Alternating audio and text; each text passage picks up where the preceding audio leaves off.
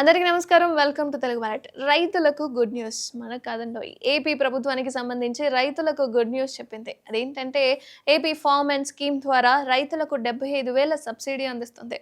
కరువు పీడిత ప్రాంతాల్లో ఉద్యాన పంటల సాగులో నీటి కొరత సమస్యలను పరిష్కరించడానికి ఈ పథకాన్ని ప్రారంభించారట. ఇక ఏపీ రైతులకు గుడ్ న్యూస్కి సంబంధించి అకౌంట్లో 70,000 పథకం గురించి ఒకసారి తెలుసుకుందాం. ఏపీ రైతులకు ఓ గుడ్ న్యూస్ అందింది. అకౌంట్లో 75,000కు సంబంధించి ఈ పథకం గురించి ఖచ్చితంగా ప్రతి ఒక్కరూ తెలుసుకోవాల్సిందే. రాష్ట్ర ప్రభుత్వం తీసుకొచ్చిన కొత్త పథకం ఏపీ ఫార్మ్ అండ్ స్కీమ్ 2024 ఉద్యాన పంటలు పండించే రైతుల కోసం దీనిని ఏపీ ప్రభుత్వం ప్రారంభించింది.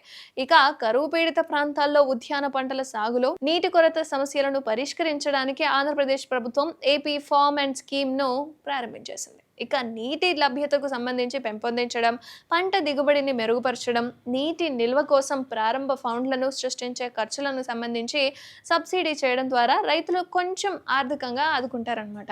అయితే ఈ పథకం లక్ష్యంగా ఉంది కాబట్టి ఈ పథకం ద్వారా ఫామ్ పాండ్లను నిర్మిస్తుంది. 20 మీటర్ల పొడవు, 20 మీటర్ల వెడల్పు, అలాగే 3 మీటర్ల లోతు కొలతతో ఈ ఫాండ్లను నిర్మిస్తారట. జియో మెంబ్రేన్ షీట్లకు సంబంధించి ఉపయోగించి 12 లక్షల లీటర్ల వరకు నీటిని నిల్వ చేస్తారట. ఇక వేసవి కాలంలో 2 ఎకరాల్లో 2 పంటలకు సరిపడా నీటిని అందించగల సామర్థ్యం అయితే వీటికి ఉంటుంది. అలాగే దీనివల్ల వేసవి వంటి క్లిష్టమైన కాలంలో కూడా నీటి లభ్యతను నిర్ధారిస్తుంది.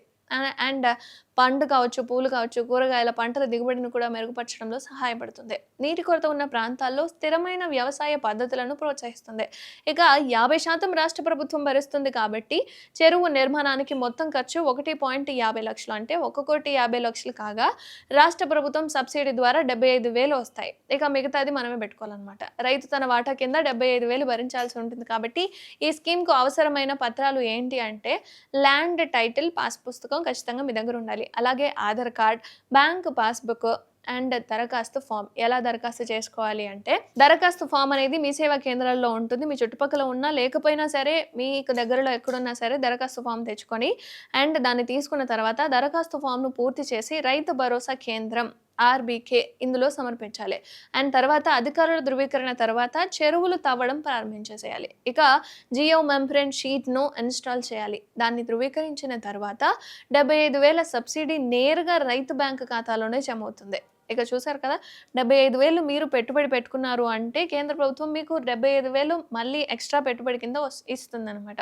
సో ఎవరైనా ఈ పద్ధతి ద్వారా నీటి కొరత ఉన్న ప్రాంతాల్లో ఎవరైనా ఈ పద్ధతిలో మీరు వ్యవసాయం కొనసాగించాలి అనుకుంటే వెంటనే అప్లై చేసుకోండి.